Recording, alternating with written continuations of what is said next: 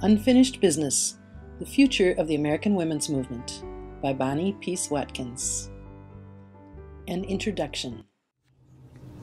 Hello, I'm Bonnie Peace Watkins, and this is the introduction to my new book, Unfinished Business, The Future of the American Women's Movement.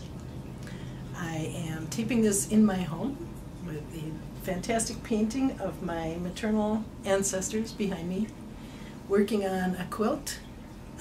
I love doing these traditional women's things because I love feeling connected to the past. But this book is about the future. Of course, the future rests on the past, and I need the strength of those women who've gone before to help me do this, and I need you all to help me do this. My purpose in writing this book and creating this mini-series is basically to enlist you in helping in the struggle for women's equality and justice, which is, of course, equality and justice for everyone. One of our biggest tasks, I think, is to engage everyone who has not been engaged before, to reach across all the barriers that divide us. And I'm so delighted to be interviewing lots and lots of women who come from all different places, are working on all different kinds of issues, all really smart, thoughtful people who are ready to lead us into the future. So in the spirit of engaging everyone, I do want your feedback every step of the way. You will be able to read the chapters of the book on my blog, and the address for that will appear on your screen. And watch successive chapters on YouTube or on our local public access cable TV station. And please do respond, because that's really helpful to me. So on this theme of the past and the women who I hope are still guiding me and guiding you into the future, I want to read a little quotation from the Reverend Joy Bussert, who it was our great pleasure to interview in my first book, In the Company of Women. So here are the words from Reverend Joy Bussert. My task is to figure out what to do right here and now. You can't just ignore what our grandmothers and great-grandmothers did, nor all those women who never had an opportunity to do anything. I think they're still working, they're still alive. I believe they are out there like muses. I know there are women from history who are orchestrating this still. So as I said, I want to engage you and everybody in helping women's dreams come true. But lest you think that is going to be a painful, sad, lonely experience, I want you to just take a quick look at how much the women laughed while I was interviewing the first 20 women for this book. It's just little snippets. There's no big statements in here. There's just the pleasure of women being together. Up today with you said last night. Catholics. We ignored it. Like that. Okay. Angie, what is the mission of women's power? You want to, same question. Sure. Can you repeat the question, Bonnie? I'm so sorry. It comes out different every time. It does. I think no. Okay, it is me. Oh, Huggies will have when we. Would we use for for sandwiches? This was a man that was very smart, very charismatic guy. That's what we're looking for. Did you know how to do a million? The choices to have. I said, Stephen, so many rules. Because of information. Carmen, tell about the book you're going to write now that you're hanging out with all the famous. Each hand that could bob. Catching the moth? No, I'm kidding.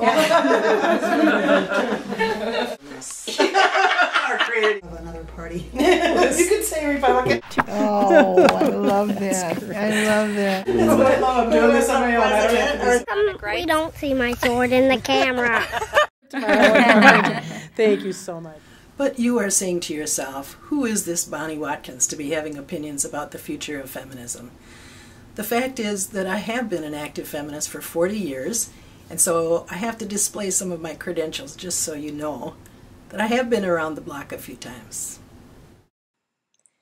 In the 1970s, I helped create Women in State Employment and a county chapter of the Women's Political Caucus. I was staff to the Open Appointments Commission and worked for the Council on the Economic Status of Women.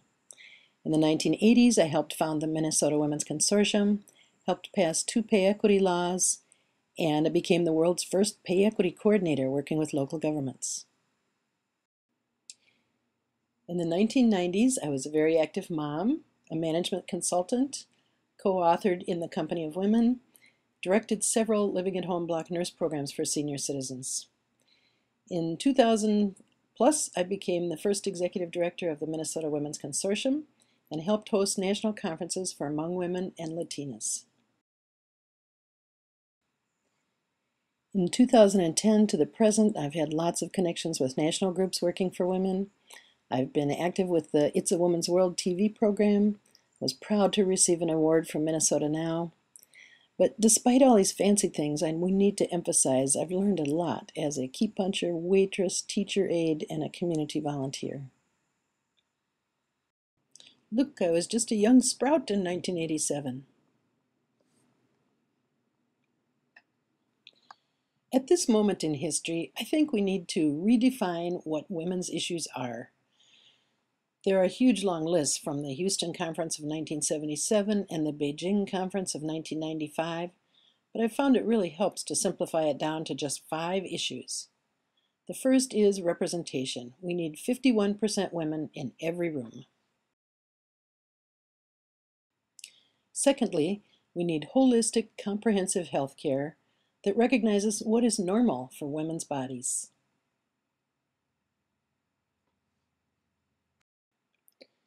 Third on the women's agenda is self-determination and human rights. Whether that's the right for lesbians to be who they already are, abortion rights so that women will have basic choices over their bodies, or the right to an education to give us more choices for our future. Fourth, we need peace and safety in our homes and communities. Whether that means no more domestic violence of any kind, no more sexual assault, no more date rape, no cyber stalking, all those things that are all too common and women are still living in fear. We need to stop those things. And finally, women need economic justice, which includes pay equity, child support enforcement, minimum wage, attention to the needs of older women like Social Security, just a whole range of things. Those are the 5 dreams of women. I feel like as feminists for years we have been assembling lists of what needs to happen, and we've been educating everybody about the issues, and we're all working so hard. Maybe we need to think a little more about strategies. How are we going to make women's dreams come true? So again, just by way of introduction, here are tiny snippets from a few of the women that I've interviewed so far with their thoughts about the how of feminist victory.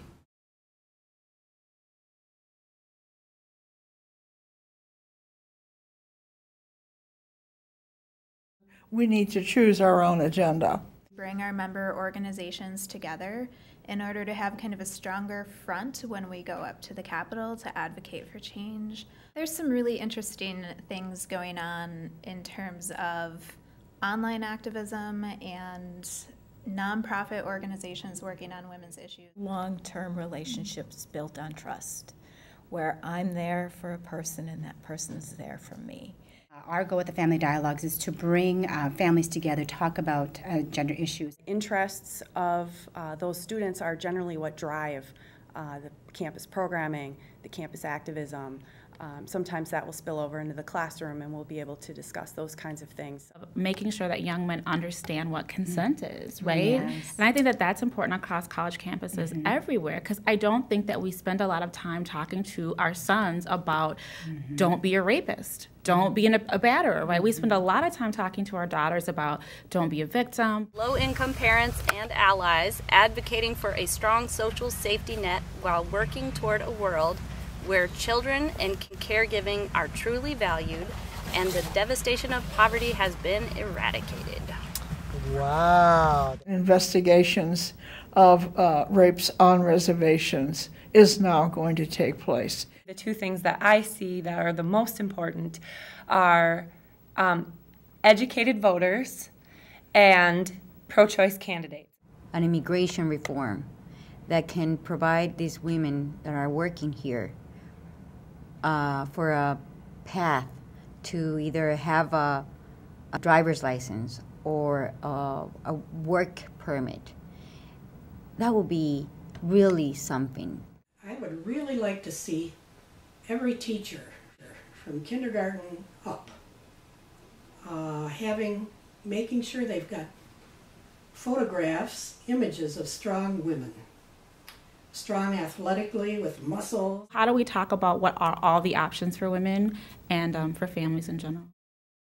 Women bring real practicality to this work. They're interested in solving a problem, not in winning an ideological argument. Small groups forming coalitions with other groups, inviting speakers that they had in common, you know, attracting people who are interested in those ideas and then working together. I think that maybe we need some more consciousness raising kinds of things. I don't know if it has to be by book, by magazine. Let's do a lot of volunteerism, not just on campus, but also in the community, as we've had more emphasis on service learning and community volunteerism as part of our learning process. One of the venues that we've been trying to utilize as well as African American churches and mosques. And so we've been convening these African American Domestic Peace Project participants and filming video blogs that are going to be loaded to our website. And so part of what that process will do is to give a vantage point on nationally the similarities that exist between the East Coast, the Midwest, the West Coast, the South, but also the differences, right?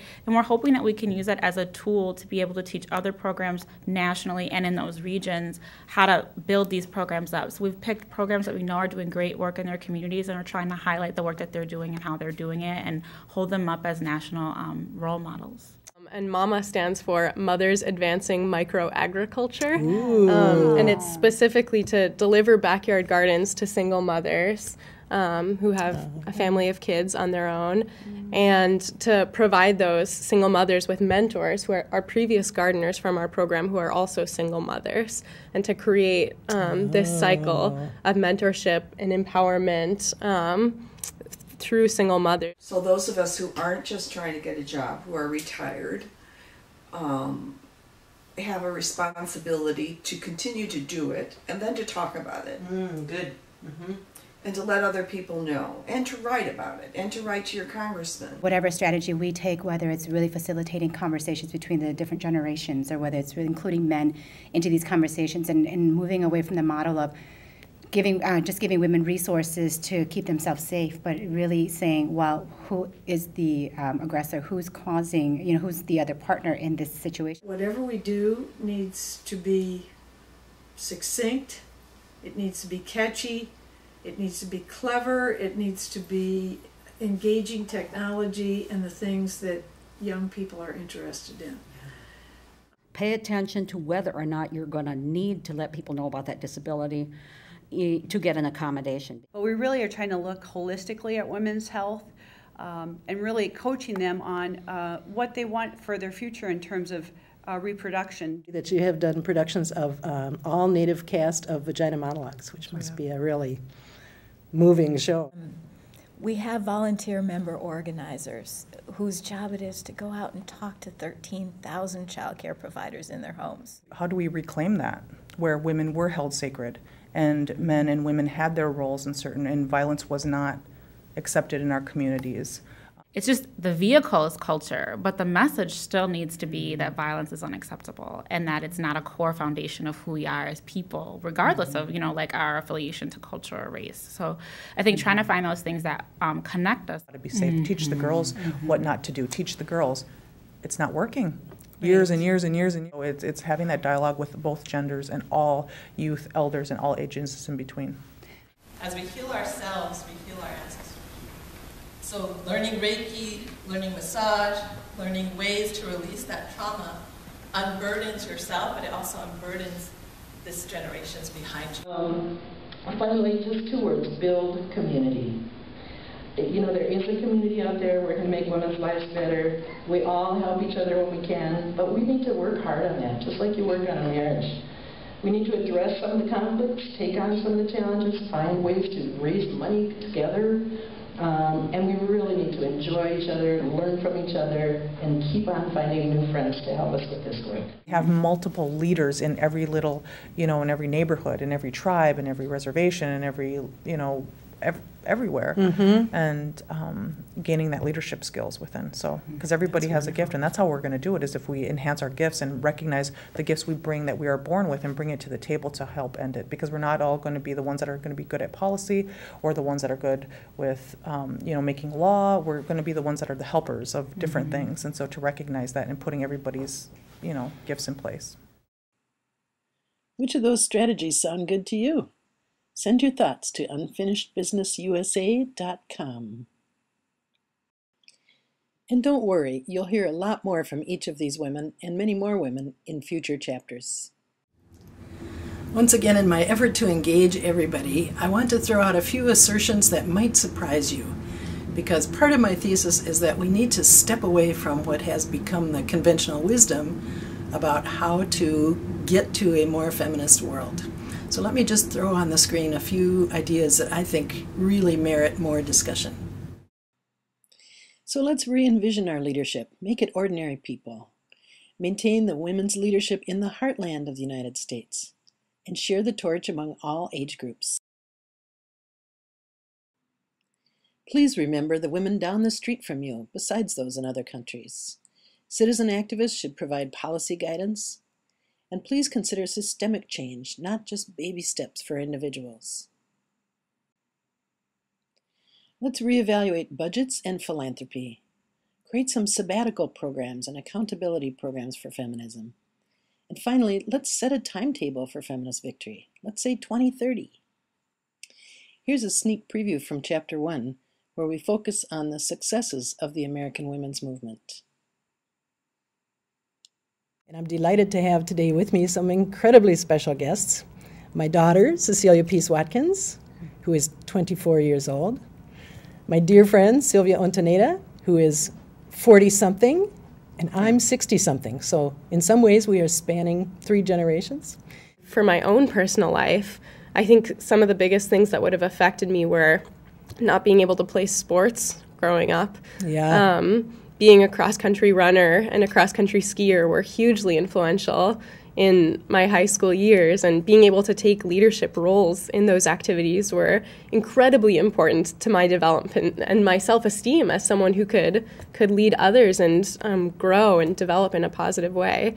So I think if I wasn't able to do those, I would probably have much lower self-esteem now and have a greatly lessened concept of what I can achieve. But beyond that, I don't think I would have studied science or fell in love with science the way that I did, or math for that matter. The fact that, as you say, choices, the fact that I now can have my kids and support them by myself and raise them by myself, that it wouldn't have happened if the movement wouldn't, of a woman to be able to provide.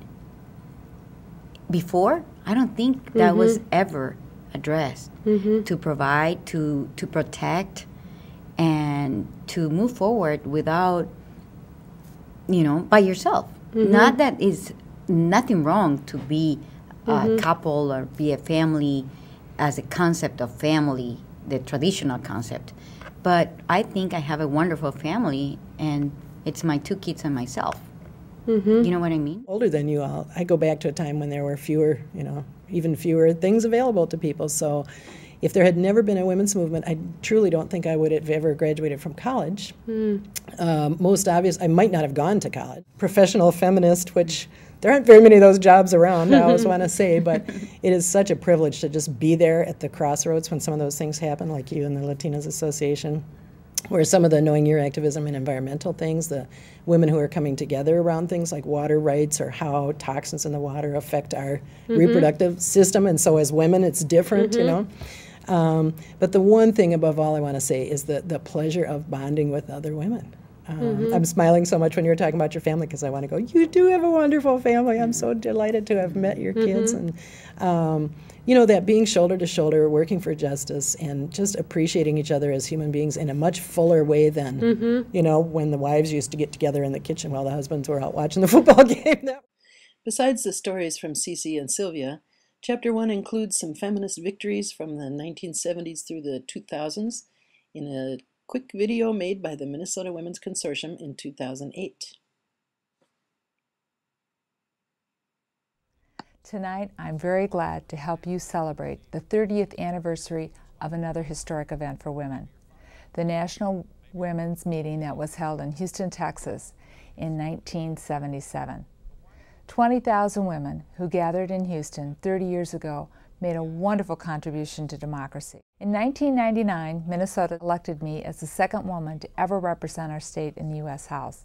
And last year, our state chose Amy Klobuchar to be our first elected woman senator. Women and girls today can take advantage of so many opportunities in education, employment, public service. We have even more women serving in elective office, more women working in almost every occupation, improved earnings for women, athletic opportunities for girls, from kindergarten to college. And these have all been dramatic steps forward.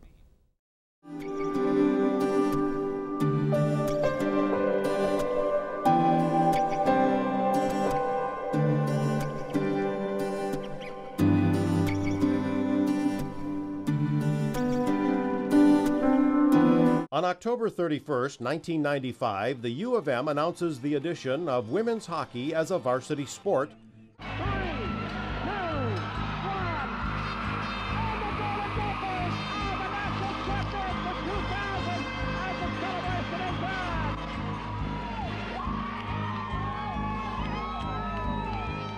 That first game, that was unbelievable, and I was actually lucky enough to be on the ice when we scored that first goal, too. In a very loud and a bold and a clear voice, that these values that we have always stood for, that America has said is very good for families, we now want to say that these values are not only good for women and our families, but for this country as a nation. That's going to be the transformation that's going to take place in 1992.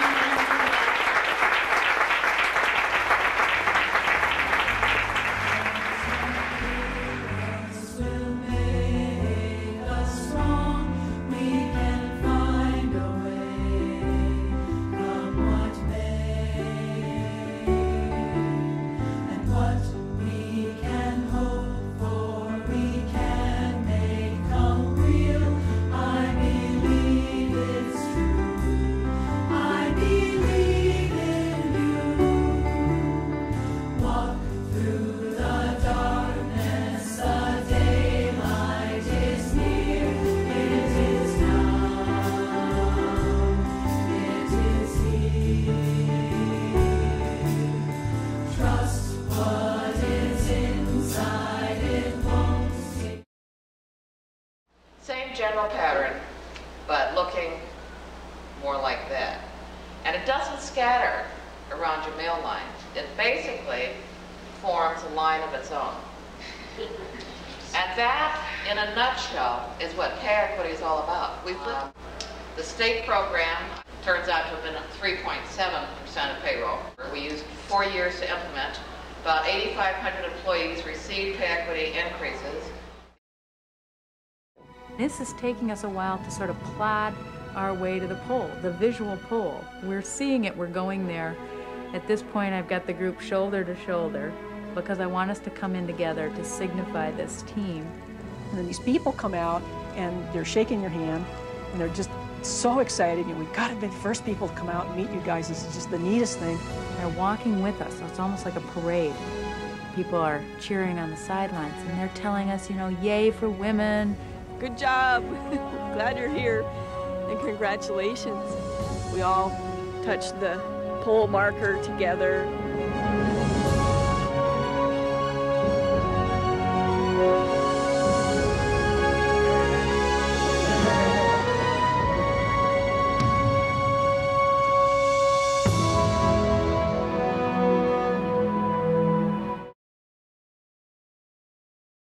I am. I am. I am. I am making it. I am. I am. I am. I am proud. I am the new voice of the minority community. Oh, come on, y'all. It's gonna be fun. Sundays at 5:30 on 45. So we have changed the world in some wonderful ways in the past 40 years or so, but There's so much work left to be done to make women's dreams come true. How are we going to get all the way to equality and justice for all? Here are some good thoughts about how from Suzanne Farr, who's been a longtime activist, her blog called Political Handywoman. Our radical work will require no less a commitment than that which millions of people make every Sunday when they enter a place of worship and drop a check or a $5 bill on the collection plate. How will this commitment come about? Our victories will come through authentically connected organizing. Collectively, we have to build a sense of possibility, grow muscles and courage and joy in the work, and stay strong together in the vision and practice of a transformed world. Thank you, Suzanne. In this video series, when I say we, I mean you and me together, and a lot of our friends and family and neighbors and coworkers, hoping that we will succeed in helping to make women's dreams come true. Let's do it in my lifetime. Please feel free to send comments to the blog unfinishedbusinessusa.com.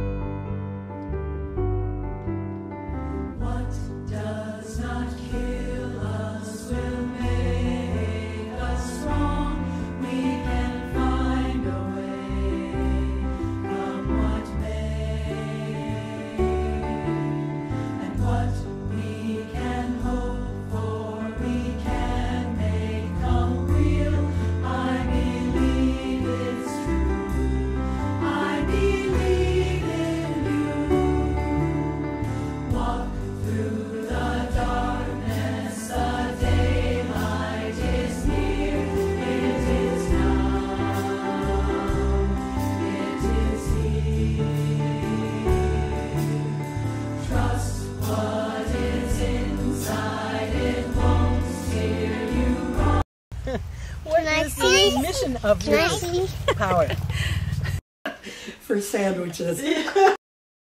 Exactly. Who went? Good Bob. separate woman. That's what